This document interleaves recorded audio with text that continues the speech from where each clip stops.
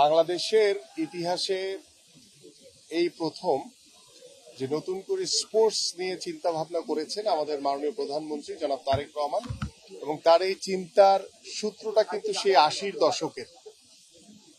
তার পিতা আমাদের শহীদ রাষ্ট্রপতি জিয়াউর রহমান ৮০-র দশকে যখন নতুন করে সাংস্কৃতিক অঙ্গনে নতুনভাবে সংযোজন করেছিলেন, সেই দিক থেকেই কিন্তু তার এই চিন্তা যে আগামীতেও আমরা নতুন করে স্পোর্টসের মাধ্যমে আমরা সারা বাংলাদেশ থেকে তৃণমূলের একদম যারা হয়তোবা নিজেদেরকে ওইভাবে এখন পর্যন্ত উপস্থাপন করতে পারেনি, সেই ছোট ছোট ক্রীড়াবিদদেরকে কিভাবে প্রতিভা অন্বেষণের মাধ্যমে তাদেরকে কিভাবে জাতীয় পর্যায়ে পরিচয় করিয়ে দেওয়া যায়, জাতীয় পর্যায়ে কিভাবে তারা অংশগ্রহণের মাধ্যমে নিজেদেরকে প্রতিষ্ঠিত করতে পারে একজন ক্রীড়াবিদ হিসেবে।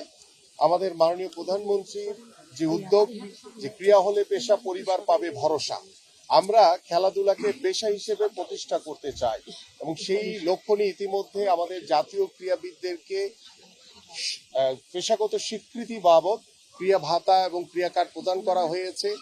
এবং আমাদের নতুন করে স্পোর্টসের মাধ্যমে আমরা সারা বাংলাদেশ থেকে তৃণমূল থেকে প্রতিভা অন্বেষণের মাধ্যমে তাদেরকে আমরা আমাদের যে বিকেএসপি রয়েছে সেখানে বিকেএসপিতে তাদের ভর্তি করিয়ে তাদের পড়াশোনা খেলাধুলার সকল দায় দায়িত্ব আমরা সরকার বহন করব।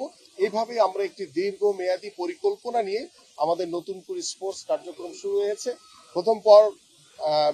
আমাদের যে প্রথম যে আসর সেটি আমরা আজকে আনুষ্ঠানিকভাবে উদ্বোধন করলাম, এবং আমাদের মাননীয় প্রধানমন্ত্রী ২৭শে জুলাই তিনি পুরস্কার প্রদানের মাধ্যমে আমরা যে আমাদের সমাপনী যে অনুষ্ঠান সেটি ইনশাল্লাহ সফলভাবে শেষ করতে পারবো বলে আমরা আশা করি।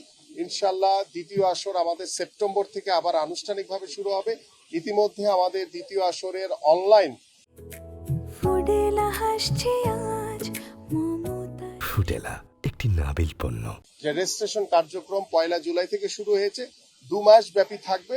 আপনারা সবাই জানেন যে প্রথম আসরে প্রায় ১,৬৮,৬৪৮ জন অনলাইনে রেজিস্ট্রেশন করেছে, এবং তার ভিতরে প্রায় ৪৭,০০০ প্লাস ছিল আমাদের কিশোরীরা, এবং কিশোর ছিল ১,২১,০০০ সামথিং। এইভাবে আমরা তৃণমূলে চেষ্টা করছি যে আমাদের বর্তমান সরকারের বয়স প্রায় ৫ মাস, আমরা ৫ মাস পার করেছি।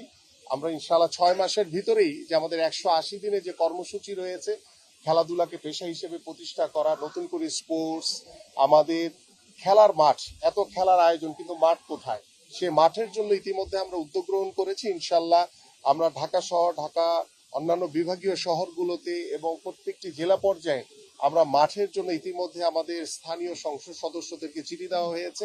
ইউনিয়ন পর্যায়ে আমাদের প্রায় ৪,৫৯৯টি ইউনিয়ন রয়েছে। আমরা আমাদের স্থানীয় সংসদ সদস্যদেরকে ইতিমধ্যে আমি নিজে ডিও লেটার প্রদান করেছি যে প্রত্যেকটি ইউনিয়নে একটি করে ৮ বিঘা জায়গার উপরে যে একটি মাঠ তৈরি করা যায়, এবং সেখানে যাতে উন্মুক্তভাবে আমাদের ভবিষ্যৎ প্রজন্ম, আমাদের সন্তানরা যাতে খেলার উপযোগী একটি মাঠ তারা পায়, সেভাবে আমাদের ইতিমধ্যে পরিকল্পনা রয়েছে। ইনশাল্লাহ আমাদের জাতীয় শিক্ষাক্রমে আপনারা জানেন যে শিক্ষা মন্ত্রণালয় থেকে ইতিমধ্যে আমরা আন্তঃমন্ত্রণালয় মিটিং করে আমাদের শিক্ষা মন্ত্রণালয়ের সাথে আলোচনার মাধ্যমে, প্রাথমিক ও গণশিক্ষা মন্ত্রণালয়ের সাথে আলোচনার মাধ্যমে আমরা নতুন পাঠ্যপুস্তক সংযোজন হচ্ছে। এই নতুন করে স্পোর্টসের যে ৮টি ইভেন্ট আমরা শুরু করেছি, এই ৮টি সাবজেক্টের উপরে ৮টি পাঠ্যপুস্তক লেখা হচ্ছে। সো আমরা আশা করি যে আগামী শিক্ষাক্রমে ৪র্থ শ্রেণী থেকে যখন খেলাধুলাকে বাধ্যতামূলক করা হবে, এবং সেই নতুন পাঠ্যপুস্তকে আমাদের ভবিষ্যৎ প্রজন্ম তারা নতুনভাবে সেটিকে উপস্থাপন করতে পারবে নিজেদের কাছে। পাশাপাশি আমরা শুধু থিওরিক্যাল না, আমরা লিখিত পরীক্ষা যেমন থাকবে ৪০ মার্কসের, ঠিক ৬০ মার্কস থাকবে হচ্ছে মাঠে প্র্যাকটিক্যালি। কারণ আমরা চাই যে সারা দিনের ভিতরে আমাদের সন্তানটা যাতে একটি সময় হলো যাতে তারা মাঠে থাকে, এবং সেই মাঠে থাকার মাধ্যমে সে নিজেকে সুস্থভাবে গড়ে তুলতে পারবে। আমরা ডিভাইসের হাত থেকে আমাদের সন্তানদেরকে দূরে রাখতে পারবো, সর্বোপরি মাদক থেকে আমরা আমাদের এই যুব সমাজকে দূরে রাখতে পারবো, এবং সেটার অন্যতম মাধ্যম হচ্ছে খেলাধুলা। সো আমি আপনাদের যারা সাংবাদিক ভাইরা রয়েছেন, আমি আপনাদের কাছে সার্বিকভাবে সহযোগিতা চাই, এবং আমাদের যে লক্ষ্য রয়েছে যে আমরা আগামী ৫ বছর পরে আমরা মনে করি যে আমরা জিরো থেকে শুরু করেছি।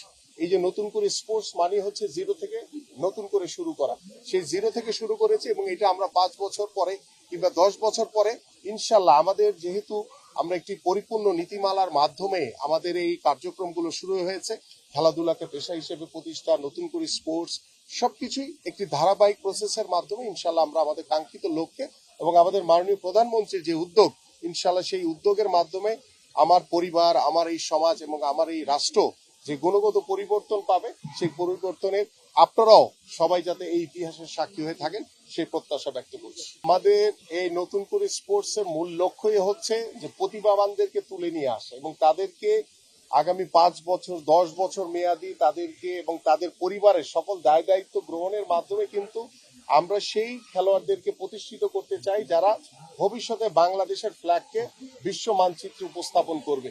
তো সেই ক্ষেত্রে আমাদের বিকেএসপি সার্বিকভাবে সহযোগিতা করছে।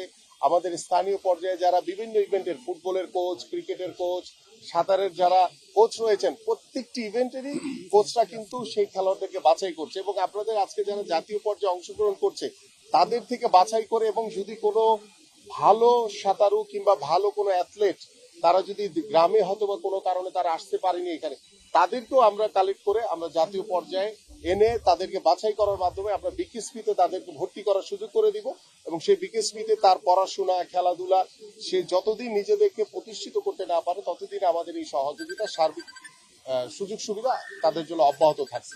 আমাদের ইতিমধ্যে আমাদের যুব ক্রীড়া মন্ত্রণালয়, আমাদের ক্রীড়া পরিদপ্তর থেকে আমাদের কমিটি না শুধু আমাদের একটি নির্দেশিকাও তৈরি করা হয়েছে এবং সেই নির্দেশিকার ভিতরে সার্বিকভাবে সবকিছু দেওয়া আছে এখানে যে আমরা ইউনিয়ন পর্যায় থেকে, আমাদের উপজেলা পর্যায় থেকে, আমরা জেলা পর্যায় থেকে, বিভাগ থেকে জাতীয় পর্যায়ে কিভাবে অংশগ্রহণ করবে এবং কিভাবে খেলোয়াড় বাছাই করা হবে এবং কিভাবে আমরা প্রতিভাবান খেলোয়াড়দেরকে বাছাই করব, টোটাল বিষয়গুলো এই নির্দেশিকার ভিতরে রয়েছে। যেহেতু এটি আমাদের জাতীয় প্রোগ্রাম, সরকারি প্রোগ্রাম, তো আমরা একদম নির্দেশিকা মানে নির্দেশনার মোতাবেকই আমরা এই কার্যক্রমগুলো ইনশাল্লাহ শেষ করব। ধন্যবাদ। কোনো প্রকার স্বজনপ্রীতি হওয়ার কোনো সুযোগ নাই। যদি হয় আমাদের কাছে, যদি আমার কাছে আসে, তার বিরুদ্ধে তাৎক্ষণিকভাবে ব্যবস্থা নেব।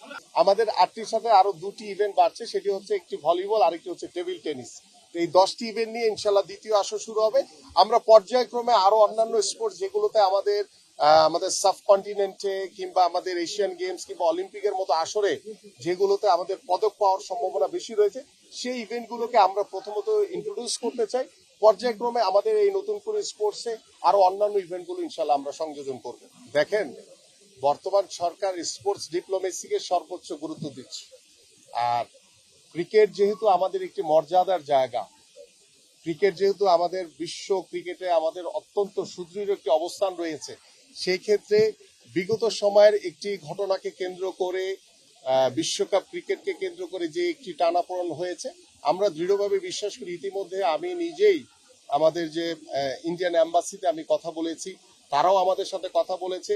তারা সবাই ওয়েট করছে যে সেপ্টেম্বরে ভারত বাংলাদেশে আসবে, আসার পরে বিগত সময় যে ছোট্ট একটি যে ঘটনাকে কেন্দ্র করে যে একটি টানাপোড়েন হয়েছিল, আমি মনে করি সেটাকে কাটিয়ে উঠে ইনশাল্লাহ আমরা সুন্দরভাবে পার্শ্ববর্তী সকল দেশের সাথে আমাদের যে স্পোর্টস ডিপ্লোমেসি, আমাদের যে যোগাযোগ চলাচল সবকিছুই খুব স্বাভাবিকভাবে সেটা চলমান থাকবে ইনশাল্লাহ।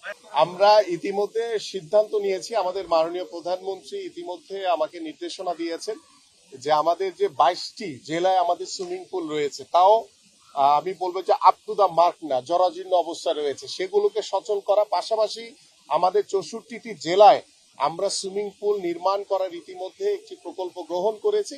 ইনশাল্লাহ পর্যায়ক্রমে আমাদের আগামী 5 বছরের ভিতরে আমরা আশা করছি যে ইনশাল্লাহ 64টি জেলায় যাতে আমরা এই ধরনের একটি আন্তর্জাতিক মানের সুইমিং পুল আমরা গড়ে তুলতে পারি। কারণ এই প্রত্যেকটি সুইমিং পুলের পিছনে আমাদের কিন্তু নতুন করে স্পোর্টসে যারা অংশগ্রহণ করছে প্রত্যেকটি জেলা থেকে, ইউনিয়ন থেকে, তারাই কিন্তু সেখানে তারা অংশগ্রহণ করবে, তারা সাঁতার শিখবে, তারা সাঁতার কাটবে এবং তাদের ভিতর থেকে আমরা জাতীয় পর্যায়ে ভালো সাঁতারু আমরা গ্রহণ করতে চাই, যারা বাংলাদেশের পতাকা তারা বিশ্ব মানচিত্রে উপস্থাপন করবে।